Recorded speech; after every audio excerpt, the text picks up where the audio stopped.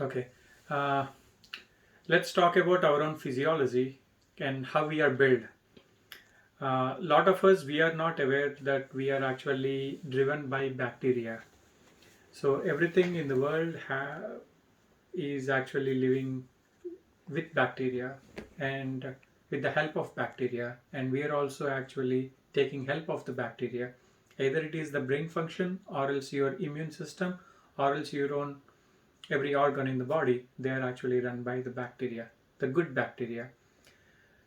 And where does our bacteria lie in? The bacteria is everywhere in our system, but majority of the bacteria resides within our large intestine. A large intestine has, this is the large intestine in our body, and the large intestine has all the bacteria that we need. That's why 70% of our immune system is because of this intestine, or it is also called as gut bacteria. So this is also called gut. So that's why they call it as intestinal bacteria or else gut bacteria.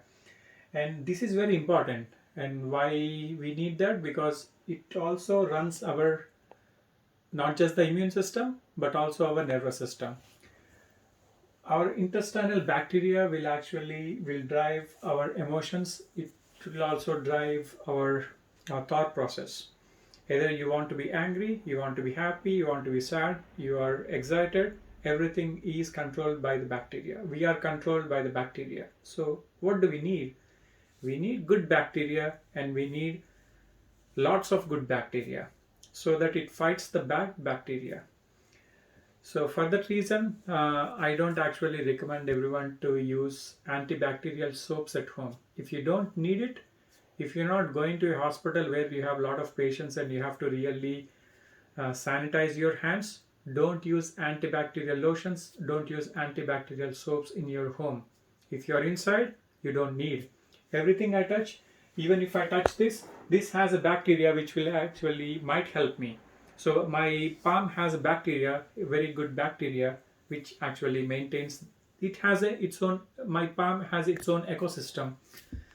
My mouth has its own ecosystem. So if you are using Listerine for as a mouthwash instead of actually using a toothpaste, if you are that it is good for your teeth, it may not be, because it is actually driving all the good bacteria out of your mouth.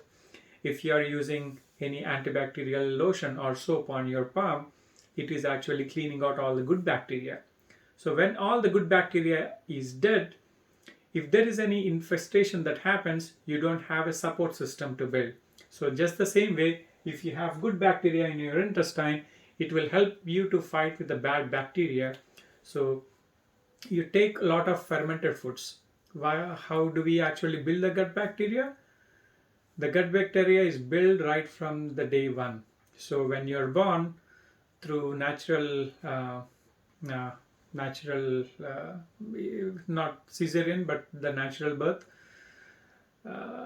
you actually, when you are passing through that phase, you will actually swallow a lot of vaginal fluids, and all that has a lot of beneficial bacteria. We swallow them, it touches our skin, all that skin absorbs, all that we swallow will be the first bacteria that actually our body will absorb, and that will also create your immune system. And that's one of the reason why actually C-section or cesarean childs may not have as much immunity as a natural birth kids, and they might actually go through a lot of allergy issues as well. So that's why we have to think more about helping our own system with the help of bacteria. In the next talk, we'll talk about more about the bacteria, or else we'll talk about any other topic, and then we will resume the good bacterial talk in some other video. Thank you.